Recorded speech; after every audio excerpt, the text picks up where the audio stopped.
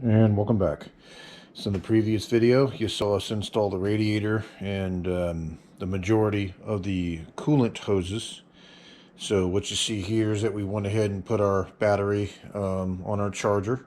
It's doing a little bit of a trickle charge, and my understanding what it's going to do is it's going to stay at the 2 amp rate.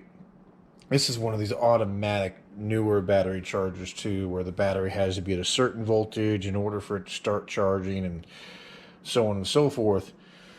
So we've told it the type of battery that we have, and it's going to start at this 2 amp level until the battery gets to a certain voltage, and it'll kind of carry on from there. And it's got like a whole automatic program that it runs, much different from the old school battery chargers that, you set them for your voltage and you set them for your amperage, and away they go. And like I said, this will just kind of keep an eyeball on itself.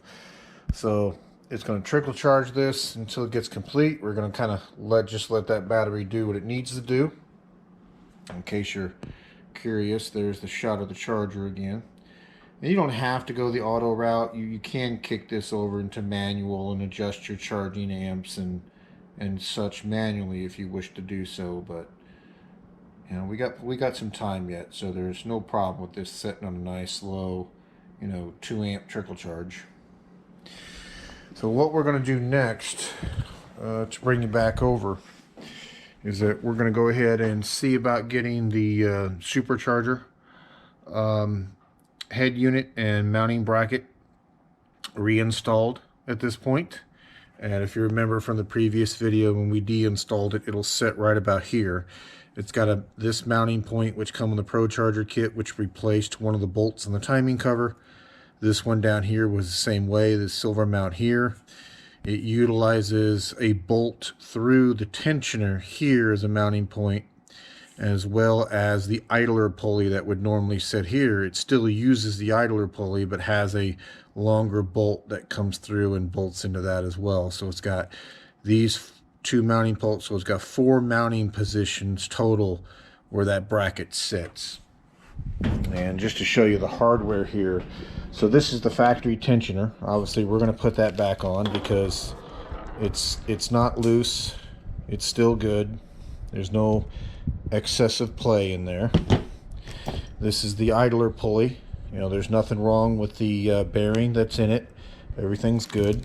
I'm actually going to go behind here and grab that spacer because we need this spacer. It rolled off the table on me.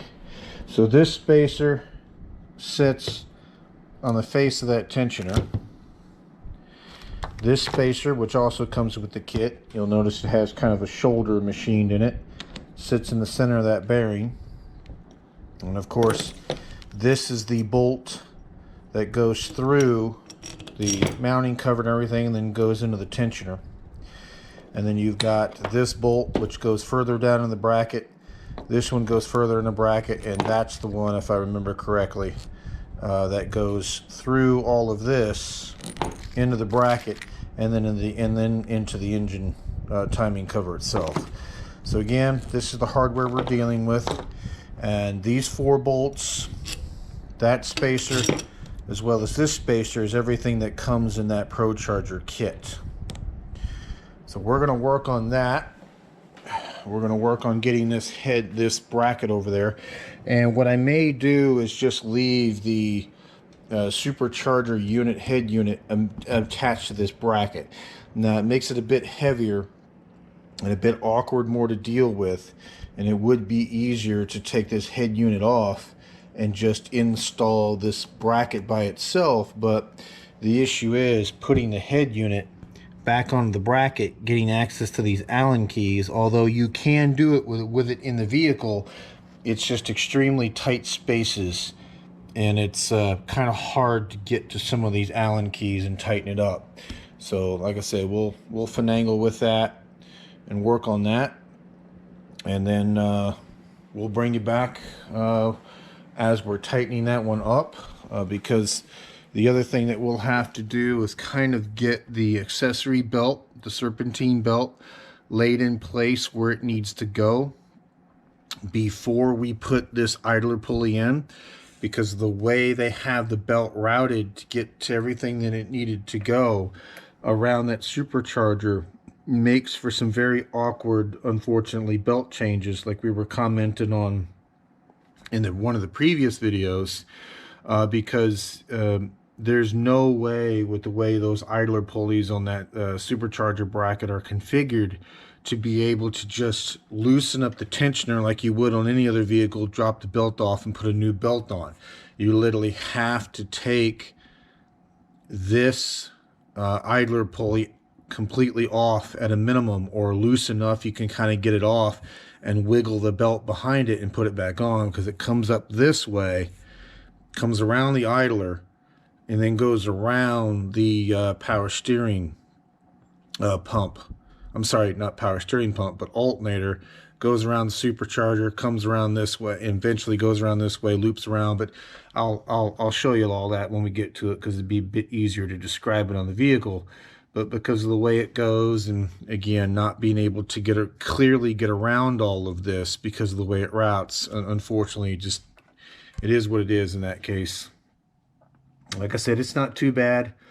In order to counteract any potential problems that we have with it, I do a seasonal belt change. I will go ahead and drop the bracket and switch everything out as far as changing that belt, normally at the beginning of the winter season and then at the beginning of the spring season, just so I'm not driving on an older belt, because I really wouldn't want that to break, you know, when I'm on the highway or something, and making it kind of awkward to change it out. Again, I'm not trying to speak doom and gloom. I'm not trying to say it's bad design. It's not. It's just one of the things you run into when you're, you know, trying to bolt something onto an engine that wasn't necessarily meant to be there. You know, there's going to be some give and takes that kind of come along with it. But I'll show you all that when we get to that point, and then I'll bring you back. Thank you much. And welcome back. So you can see we've got our supercharger mounting bracket reinstalled onto our motor. And just to show you those mount points, that's where you normally have an idler pulley. They reused. They had the spacer we saw earlier. Another mounting point goes through your tensioner. There's a spacer behind this one. Another mounting point was, again, a stud off the timing cover, and the fourth mounting point was that silver stud off the timing cover you see here. So this is the belt we're using, which I changed out the belt they originally sent me with a kit because I actually needed a smidge longer of a belt than what they sent me to get everything to fit a bit easier. And after playing around with Gates green belts and different types of belts, I found their RPM belts, which Gates says that they produce specifically for superchargers. So what you can see there is what I'm using. There's the part number.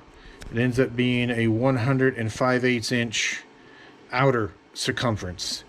And after doing a little bit of research on this, you know, the green belts, if you use it, they want the tensioner to be a certain position out. And the RPM belts, being a little bit stiffer, I think they wanted the tensioner to be sitting at like 40 or 50% of its max travel once it applies tension. And the green tensioner, I think, for the green belt, I believe they wanted the tensioner out like something like 80%. So I played around with different belt sizes and found this one, which I'll show you once we get the tensioner on it. The tensioner sits about halfway, which is, again, the best comparison I can find with how they wanted these things treated.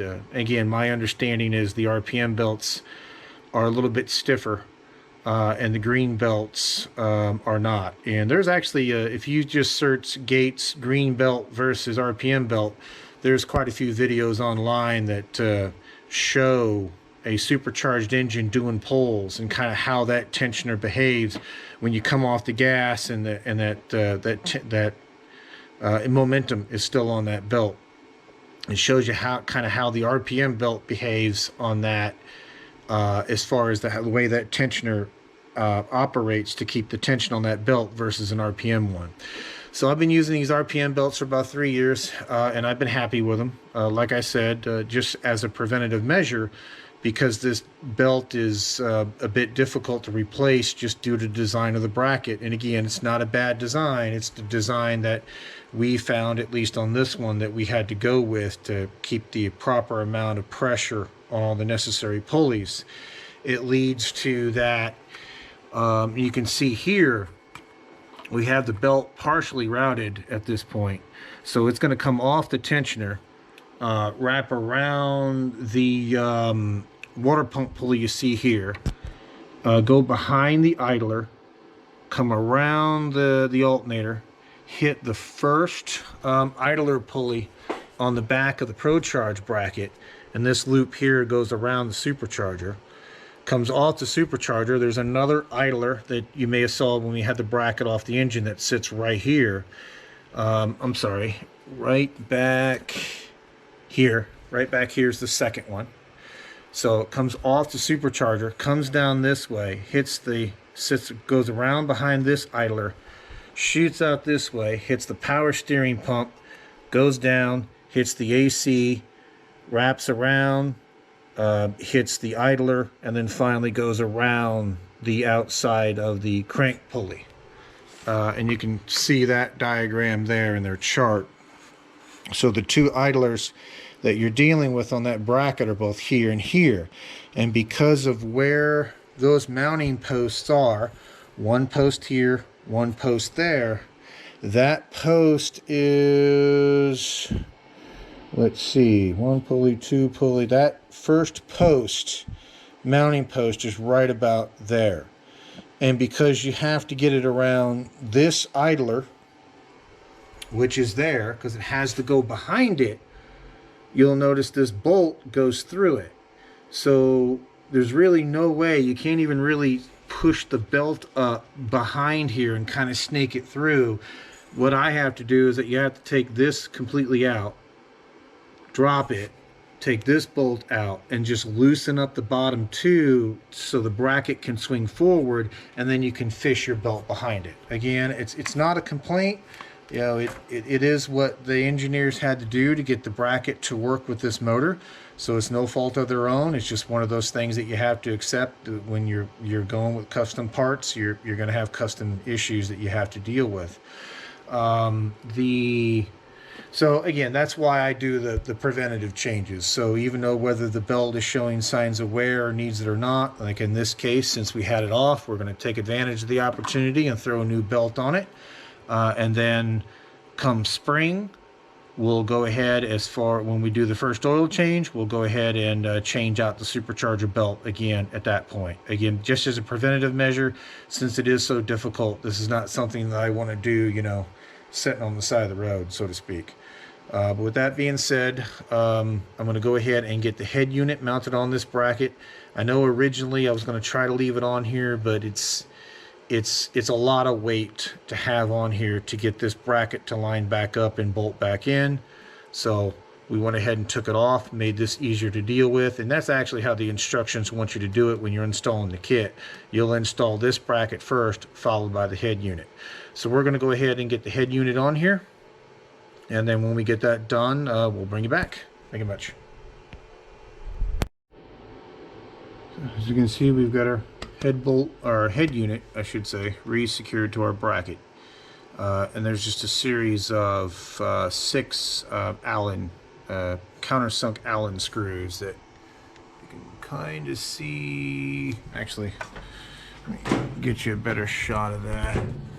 You can kind of see one of them there on the corner. Let me get you some light. That would be helpful. You can kind of see 2 of them right there. And there's 2 bigger ones on the outside corners of each, and then there's 4 smaller ones that kind of go around the bottom of that unit. But you can kind of see the way the belt routes, and you can kind of see the fun the engineers had and basically utilizing every little drop of space they could to get this supercharger unit to fit in there. So again, you've got your alternator area there, so they took advantage of this nice big gap in space that you had over this corner to seat this unit in. And the silver line that you see coming off the head unit, that's actually an optional piece that we went ahead and purchased. That's just an extended drain line, which if you're going to get one of these units, I highly suggest that you get that steel braided line, as it makes changing the oil in these so much easier, because otherwise if you didn't, you'd have to get to that bolt which is on the bottom of this particular unit here, to drain the oil out. It is a encapsulated system, meaning it doesn't use engine oil. It doesn't recirculate engine oil like a turbocharger would.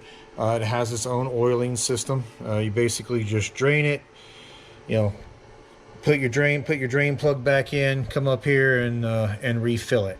And they have pre-measured bottles of oil that you use in order to refill these units. And generally, I will change the oil in the head unit at the same time that I do the oil change. So one of the things that we will do prior to startup is that we'll go ahead and get the oil drained out of this head unit, and we'll get some fresh lubricant in it.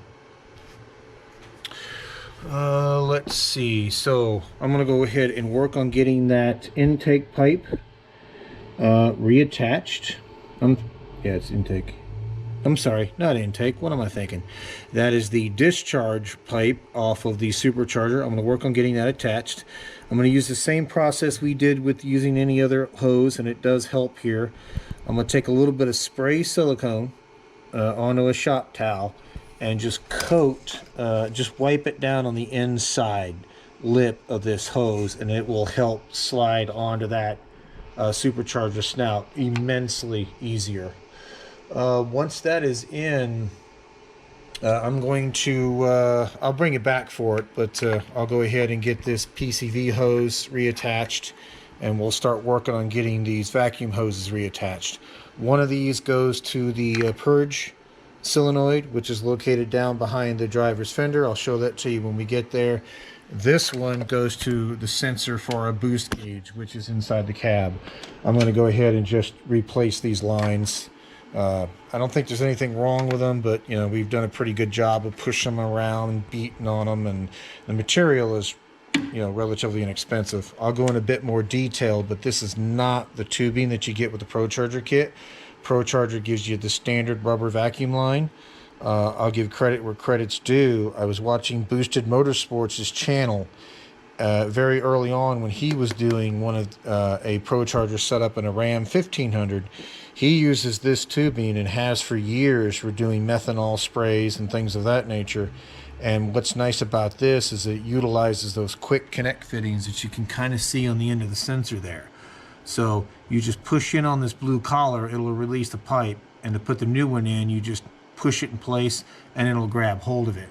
And these make for very nice, at least what we're using in this case, some very nice vacuum line. So we'll go ahead and get that changed out to fresh line. I'm going to work on that. I'm going to work on getting that lower discharge hose on. And I'm going to work on getting this PCV in place and these vacuum lines replaced. And I'll bring you back for that and show you that as we progress. Thank you much. Bye. I forgot one thing. I apologize. I want to bring you back for that. So you can see that where that tensioner sits, and it's fully open, non-tension positioned. It's normally right about back in here, closer to where you see this bolt here on the corner. So with this RPM bolt on and the size belt we're using, once you put the tension back on it, you can see it's roughly about, it's almost pointing straight down, not quite, so it's roughly about 50% or so of its travel, which again, after the only research I could find on the difference between the RPM belt and the green belt was a couple of posts saying that from forum users and such, saying that they wanted that to be kind of, you know, 50 to 60%. So that's sitting in a good spot in my opinion. And like I said, I've used this belt now for 3 years and not had a problem with this particular setup and this particular supercharger. Like I said, I did use the green one at first when I first ran this particular supercharger, but then everyone said that the, you know, RPM belts were, you know, better suited for supercharger purposes. So with that being said, like I said, I'm gonna go to work on those other items, and I'll bring you back. Thank you much.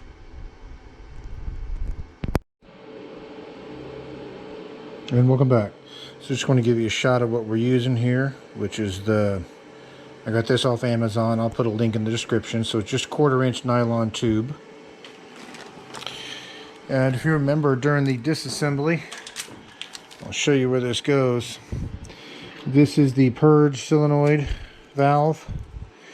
And what they're doing here is, my understanding, that's Purge solenoid. Somebody correct me if I'm wrong, please. What they're doing here is that Procharger had you modify the hose coming off of this just to kind of, and that's where they're going to tap their vacuum from.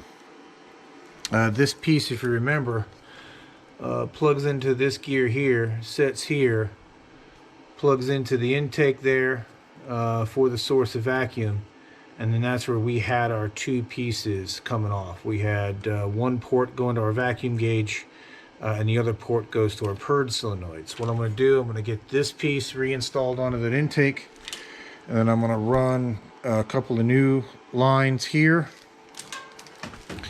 Again, one goes to our boost gauge that's inside the cab, and the other one, just to show you, is going to go down here onto our purge solenoid, or a wastegate if you want to call it that. And you can see I replaced their fitting on it with another one of those quick connects. So I'm going to work on getting this old line out of here, and then we'll get a new new line zip tied in place, and then we'll bring you back. Thank you much. And welcome back. You can see we've got our solenoid reattached, our plumbing, and our electrical. Don't worry, I'll put the lock clip back in there shortly. The first line, again, as you can see, kind of comes off. I took advantage of the little through line they have here that feeds both sides of the fuel rail, and just secured it to it. And you can kind of see we got a nice lazy loop in it, or not lazy loop, but kind of a lazy curve in it, and it goes into the fitting for the sensor. The second one kind of comes a little bit more directly across. And matter of fact, I'm actually going to change this. I'm going to move this so it goes underneath this wiring harness. But I've just kind of zip tied it to one spot on the air conditioning line here. And it comes around to the other side of that air conditioning line. Continues on, and let me get you a light because it is incredibly difficult to see this. So you can see that first tie point on the air conditioning line. It comes down behind, follows that air conditioning line down. You can see it there. Tied it, zip tied it to this wiring harness because it was nice and sturdy and doesn't move.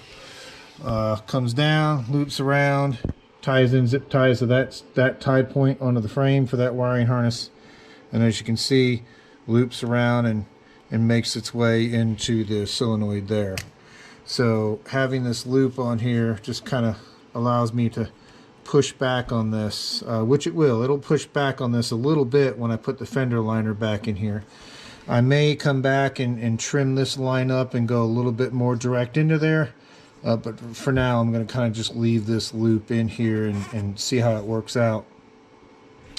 So that is the vacuum side of all of this. And then what we can go ahead and do is put our fuel line back in place, because that's ready to be clipped in at this point, and that will take care of this piece right here that's just kind of flopping there.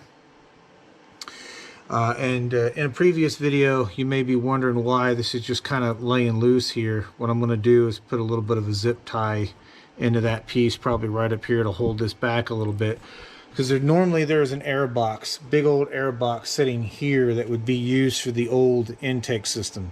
But since we're running a Procharger, we're going to have a, if you remember during the disassembly, we're going to have a snout coming off here that kind of curves up and then has a coupling and goes into our intake, and it requires that air box to be removed. So these two set of upper coolant lines, you can see the Christmas tree clips on it, would normally clip in place onto that air box assembly along with this air conditioning line. That's the reason why it has these rubber isolators with these bolt holes in them, because it would also bolt to the front of that air intake, or front of that air box. Again, it's been kind of loose like that for the last 3 years, and it's been fine with no issues. But in case you're wondering why, that's kind of, you know, hanging all out dangly like it is. So good, we've made some good progress. You can see that we've got our clamp fastened for our lower discharge pipe That goes into our intercooler, and of course that's the output of the intercooler there. That'll make its way into the intake. So I'm going to go ahead and put that fuel fitting on there and get that taken care of. And I may go ahead, we'll go ahead and put the sensor back in for the fuel pressure. So remember in that previous video when we took this apart, what this is that this is used for nitrous oxide systems. Now we don't have nitrous oxide obviously, but that fitting was nice because you can see it gives you one port here, one port on the other side that you can tap into. And since I knew that we wanted to run a fuel pressure gauge inside the cab to keep an eyeball on the fuel pressure to make sure that we don't lean out, it also is a good indicator because if it does go excessively lean after all these changes, then we know that we may need a bigger fuel pump or an additional fuel pump, and keeping an eye on that pressure will help us make that decision. And Procharger in general, even running the base kit per their manual, specifically says to make sure that it doesn't drop anything below, I believe it was 60 pounds in fuel pressure. And if it does, you know, come off the throttle kind of immediately because they don't want you to lean things out. So wanting that fuel pressure sensor, I was researching how to tie it into this fuel rail, because the factory fuel rail just plugs right in, and really the only rubber hose that this thing has on it goes between this side of the fuel rail and the opposite side. So I did a little research and found these on Summit Racing, where this basically is a fitting, just plugs on the fuel rail, comes out to another fitting you can plug the factory fuel line into, but then it gives you a port on either side that you can plug a fuel pressure sensor into. So it actually worked out pretty well. If I can find that fitting, again, I will put a link into the description of where I found it. But they come in two different sizes. At least the ones I found came in two different sizes, just based on, you know, what size port that you have for your rail and your factory fitting. But I'll put a link in the description, and you can research from there. But other than that, yeah, everything's coming together. I'm trying to think what I'm going to do next. I think what I may do next, or what we may do next, is go ahead and start looking at getting the spark plugs in, coil packs, and finish up the electrical connections for the coil packs and the fuel injectors. Start getting that taken care of. Once those are in, we can look at the start buttoning up the front of this, which is just the radiator, fan shroud, the fan, and the upper coolant pipe, and then we've got to put our exhaust system together. So what I may do is go ahead and call this a video at this point. Yeah, I know I keep saying one more and we should be good. I'm trying to keep these from going excessively long because, you know, I do like to ramble, as we all well know. What I'll do is I'll cut a video at this point. I'll come back and we'll pick up with the spark plug install, coil packs, and I'll more than likely go ahead and I don't think I'm going to put the exhaust stuff in there, because I may put a couple of tidbits in the next video for the exhaust reinstall. I'm not sure yet. I'll definitely put in us, you know, showing tightening up those collector bolts, because again, I want the lows and got some stainless steel hardware for that. I'm not going to go back with those factory bolts that, you know, always rust out pretty much on command. So yeah, like I said, I'll call it a video at this point. I'll bring you back. Yeah, I'll bring you back and we'll pick up putting the spark plugs in, the coil packs. We'll finish up the electrical connections on the intake, and then we'll look at getting that exhaust on next, get the exhaust rehung, get everything hooked back up to the collectors, get it all tightened up, and then we'll come back and we'll finish up with getting the fan shroud back on, the clutch fan back in the position, and then once we have all of that, then the final video will be filling fluids, flashing the ECU, and running it for a little bit.